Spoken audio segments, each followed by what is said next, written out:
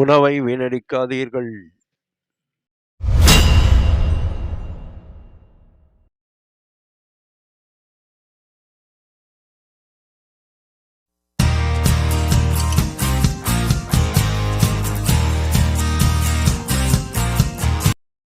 Hi viewers and subscribers. சப்பாத்திக்கு நல்ல டேஸ்டான ஒரு தால் கறி தோரம் பருப்பில் செய்கிறேன். அது செய்கிறதுக்கு முன்னாடி நம்ம சேனலை சப்ஸ்கிரைபர் பண்ணிக்கங்க. பக்கத்தில் இருக்க பெல்லைக்கான ப்ரெஸ் பண்ணிக்கோங்க. இந்த தால் கறி செய்கிறதுக்கு மிளகாய்த்தூள் மல்லித்தூள்லாம் தேவையில்லை. இது செய்கிறதுக்கு நம்ம ஒரு 1/4 கிலோ கிட்ட நல்ல தோரம் பருப்பு, மஞ்சள் தோரம் பருப்பு எடுத்துக்கிறோம். இந்த தோரம் பருப்பு பார்த்திங்கன்னா இந்த சப்பாத்திக்கு அவ்வளோ டேஸ்ட்டாக இருக்கும். நம்ம தால் கறி பண்ணால் ஒருத்தரும் 10 சப்பாத்திக்கு மேலே சாப்பிடுவாங்க. அந்த அளவுக்கு சூப்பராக இருக்கும். இதுக்கு ஒரு 5 கிராம் அளவுக்கு பச்சை மிளகாய் எடுத்துக்கிறோம். அதே 50 கிராம் வெங்காயம் எடுத்துக்கிறோம். அதே 50 கிராம் அளவுக்கு தக்காளி, 1/2 டேபிள் ஸ்பூன் கடுகு, 1/2 டேபிள் ஸ்பூன் ஜீரகம் தாளிக்கிறதுக்கு, அதே போல் தாளிப்புக்கு 1/2 டேபிள் ஸ்பூன் வெந்தயம் எடுத்துக்கிறோம். இது தாளிப்பு செய்கிறதுக்கு மிளகாய் ஒரு 3 மிளகாய் காய்ந்த மிளகாய் உடச்சி எடுத்து வச்சுங்க. கருவேப்பிலை ஒரு கொத்தை உருவி எடுத்து வச்சுருங்க. கொத்தமல்லி தழை ஒரு கொத்தை தலையை மட்டும் எடுத்துங்க, காம்பு இல்லாமல்.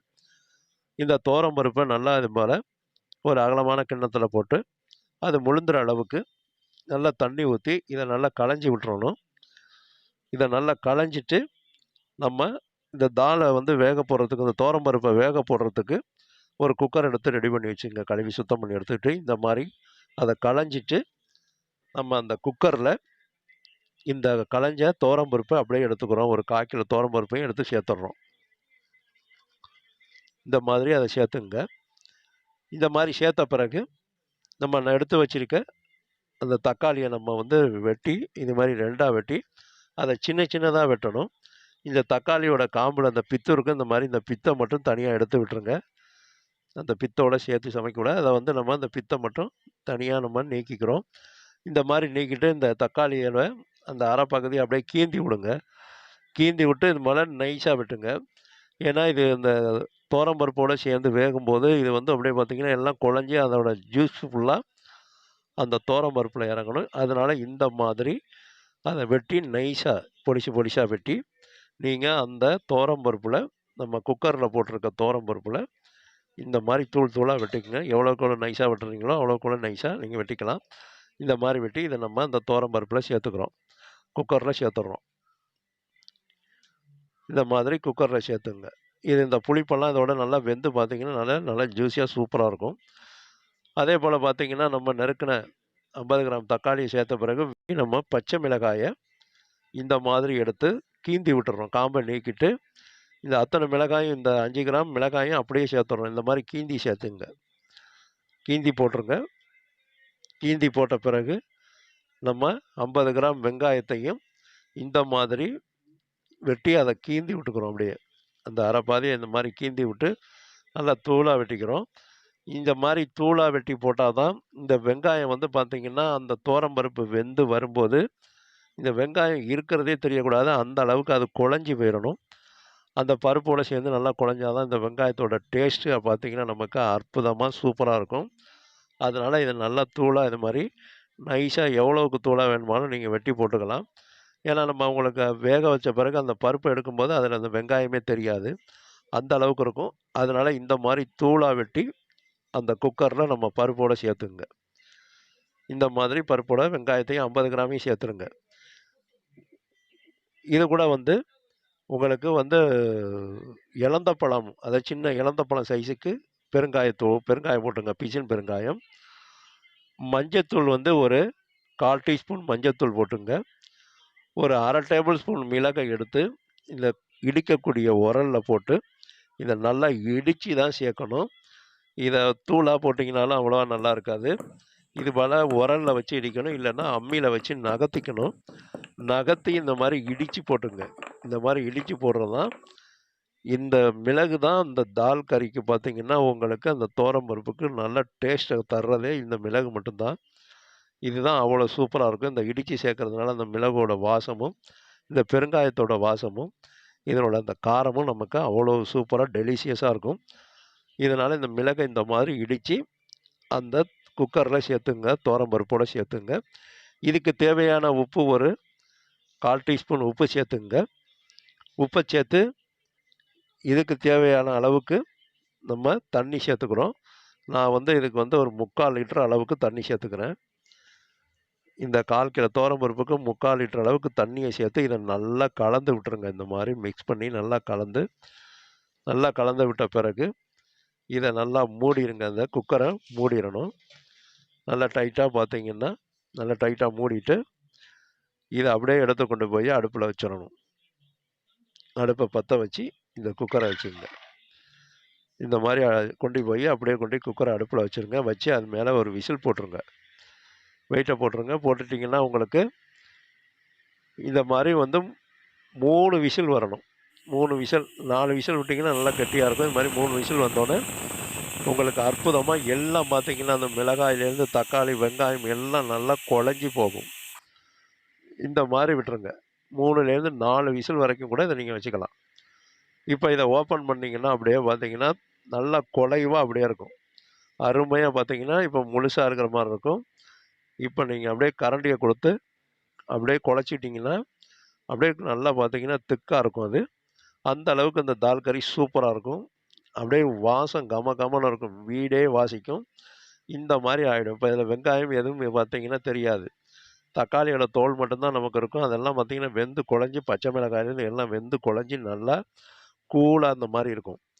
இந்த மாதிரி இருந்தோடனே இதை எடுத்து நம்ம அப்படியே வந்து ஒரு கிண்ணத்துக்கு மாற்றிக்கிறோம்.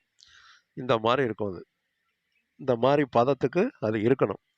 அப்போ தான் உங்களுக்கு அந்த தால் கறி சப்பாத்திக்கு சூப்பராக இருக்கும். இப்போ இதை ஒரு கிண்ணத்துக்கு மாற்றிக்கிறோம். இது ரொம்ப கெட்டியாக இருக்கும்.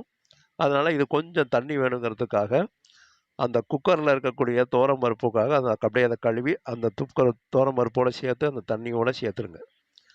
குக்கரில் கொஞ்சம் தண்ணியை சேர்த்து அந்த துவரம் பருப்பு அப்படியே கலக்கி இதில் சேர்த்துங்க. அது இதுக்கு போதுமானது. இப்போ கலந்து விட்டிங்கன்னா நல்லா திக்காக உங்களுக்கு சட்னி மாதிரி இருக்கும். அப்படியே இந்த மாதிரி இருக்கும். இந்த பதத்துக்கு வந்த பிறகு இதை நீங்கள் டேஸ்ட் பண்ணி பாருங்கள். உப்பு பத்தலைன்னா உப்பு போட்டுங்க. இப்போ நான் அதுபோல் உப்பு பத்தலை, அதனால் நான் உப்பு போட்டுக்கிறேன். திரும்ப ஒரு 1/4 டீஸ்பூன் உப்பு சேர்த்து இதை நல்லா கலந்து விட்டுக்கிறேன். இந்த மாதிரி இடம் வந்தோடனே இந்த பதம் வந்தோடனே நீங்கள் உப்பு பார்த்துட்டு தான் அடுத்து தாளிப்பு செய்யணும். இப்போ நம்ம உப்பெல்லாம் சேர்த்து நல்லா கலந்து வச்சுருக்கோம். இப்போ ஒரு சின்ன கடாயை அடுப்பில் வச்சுருங்க. அந்த அடுப்பில் கடாயை வச்சு அதில் வந்து எண்ணெய் விட்டுக்குங்க. எண்ணெய் விட்டு நல்லா எண்ணெய் சூடு வந்த பிறகு ஒரு 1/2 டேபிள் ஸ்பூன் கடுகும் கருப்பு உளுந்தும் சேர்த்தது போட்டுக்குங்க. இந்த கடுகும் கருப்பு உளுந்தும் நல்லா பொரிஞ்சு வெடிக்கணும். நல்லா பொரியும். அது இந்த மாதிரி பொரிஞ்சு வரும்போது நல்லா பொரியணும். இப்படி பொரிஞ்சு வரும்போது ஜீரகம் ஒரு 1/2 டேபிள் ஸ்பூன் ஜீரகம், அதே போல் 1/2 டேபிள் ஸ்பூன் அளவுக்கு வெந்தயம் போட்டுருங்க. வெந்தயமெல்லாம் போட்டு இதை தாளிக்கும் போது நல்ல வாசமாக இருக்கும். இப்போ வெந்தயம் வந்து பார்த்திங்கன்னா 1/2 டேபிள் ஸ்பூன் வெந்தயம் போட்டுருங்க. வெந்தயம் போட்ட பிறகு இதுக்கு நம்ம காய்ந்த மிளகாய் போட்டுக்கணும். காய்ந்த மிளகாய் போட்ட பிறகு காய்ந்த மிளகாய் நல்லா பொரிஞ்சோன்னே கருவேப்பிலை போட்டுருங்க. கருவேப்பிலை போட்டு நல்லா அந்த கருவேப்பிலை நல்லா பொரியணும். நல்லா பொரிஞ்சு வந்த பிறகு நம்ம இது கூட கொஞ்சோண்டு பெருங்காயத்தூள் சேர்த்துக்கணும். இதை நல்லா மிக்ஸ் பண்ணி விட்ட பிறகு கொஞ்சமாக ஒரு 1/4 டீஸ்பூன் அளவுக்கு இது கூட வந்து பெருங்காயத்தூள் சேர்த்துங்க. இப்போ இன்னும் நல்ல ஃப்ளேவராக இருக்கும். நம்ம பருப்பு வேக வைக்கும் போதும் பெருங்காயம் பிசின் பெருங்காயம் போட்டிருக்கோம், பால் பெருங்காயம். இப்போ இதில் கொஞ்சம் பவுடர் பெருங்காயம் சேர்த்துருக்கோம். இது நல்லா பார்த்திங்கன்னா வாசமாக இருக்கும். இப்போ இந்த தாளிப்பை எடுத்து அப்படியே நல்லா அது மேலே போட்டுருங்க. அது மேலே எடுத்து கொட்டிட்டிங்கன்னா அப்படியே பார்த்தீங்கன்னா நல்லா இது மாதிரி சிறு சிறு நல்லா அப்படியே பொங்கும். அது இப்போ நமக்கு அற்புதமான தால் கறி ரெடி ஆகிடுச்சு. இது கொஞ்சம் தண்ணியாக இருக்குங்கிறதுக்காக லேசாக அடுப்பில் வச்சு ஒரு கிளறிக்குங்க. இப்படி ஒரு கிண்டிங்க, ரொம்ப வைக்கக்கூடாது. ஒரு லேசாக ஒரு கிளறிட்டிங்கன்னா போதும். இப்போ அற்புதமான தால் கறி சப்பாத்திக்கு ஒவ்வொருத்தரும் இதுக்கு 10 சப்பாத்திக்கு மேலே சாப்பிடுவாங்க. அவ்வளோ டேஸ்ட்டாக இருக்கும். இட்லி தோசைக்கும் சூப்பராக இருக்கும். பொங்கலுக்கும் பார்த்திங்கன்னா இது அவ்வளோ அருமையாக இருக்கும். வெண்பொங்கலுக்கும் அவ்வளோ அருமையாக இருக்கும். இது மேலே கொத்தமல்லி தலையை தூவி அப்படியே நீங்கள் பரிமாறினீங்கன்னா சப்பாத்தி கூட ஒவ்வொருத்தரும் அத்தனை சப்பாத்தி சாப்பிடுவாங்க. டேஸ்ட்னா அந்த சப்பாத்திக்கும் இந்த தால் கறிக்கும் பார்த்திங்கன்னா சூப்பராக ஹைலைட்டாக இருக்கும். சாப்பிட திகட்டாது. இந்த மாதிரி கொத்தமல்லி தலையை தூவி நீங்கள் பரிமாறினீங்கன்னா இந்த மாதிரி தால் கறி டெய்லி செஞ்சு கேட்பாங்க. இதுக்கு மிளகாய்த்தூளும் வேண்டியதில்லை, மல்லித்தூளும் வேண்டியதில்லை, புளி எதுவும் சேர்க்குறதில்ல. ரொம்ப ஈஸியாக, ரொம்ப குயிக்காக, ரொம்ப அருமையான டேஸ்ட்டில் இருக்கும். இது சாப்பாட்டுக்குமே எடுத்துக்கலாம். மத்தியானம் சாப்பாட்டுக்குமே எடுத்துக்கலாம். கலந்து சாப்பிட்டா இன்னும் நல்லாயிருக்கும். இது சப்பாத்தியை வச்சு அந்த மேலே அப்படியே இந்த சப்பாத்தி மேலே இந்த தால் கறியை ஊற்றி அப்படியே நல்லா பிசைஞ்சு அதை சாப்பிட்டிங்கன்னா அவ்வளோ ஹைலைட்டாக இருக்கும். இப்போ நம்ம சப்பாத்தி மேலே இதை அப்படியே முழுக்க அது மேலே ஊற்றணும். சப்பாத்தி மேலே முழுக்க ஊற்றி நம்ம சாப்பிட்டோம்னா அவ்வளோ டெலிஷியஸாக இருக்கும். இந்த மாதிரி நீங்களும் தால் கறி செஞ்சு சாப்பிட்டு பார்த்துட்டு எங்களோட வீடியோவை லைக் பண்ணுங்கள். உங்களுடைய நண்பர்களுக்கு சொந்தக்காரங்களுக்கு ஷேர் பண்ணுங்கள். நீங்களும் இந்த மாதிரி தால் கறி செஞ்சு இந்த மாதிரி சப்பாத்தி மேலே ஊற்றி இந்த மாதிரி பிசைஞ்சு சாப்பிட்டு பார்த்துட்டு எங்கள் வீடியோவை லைக் பண்ணுங்கள். அவ்வளோ டெலிஷியஸாக சூப்பரான டேஸ்ட்டாக இருக்கும். திரும்ப திரும்ப செஞ்சு கேட்பாங்க. அந்த அளவுக்கு அது இருக்கும். நான் ஸ்டாப்பாக அதை சாப்பிட்டுக்கிட்டே இருக்கணுங்கிற மாதிரி இருக்கும். நீங்களும் இந்த மாதிரி தால் கறி செஞ்சு சாப்பிட்டு பார்த்துட்டு எங்கள் வீடியோவை லைக் பண்ணுங்கள். எங்களுடைய வீடியோவை பார்க்கும் அனைத்து வியூவர்ஸுக்கும் சப்ஸ்கிரைபர்ஸுக்கும் மனமார்ந்த நன்றியினை தெரிவித்துக் கொள்கிறேன்.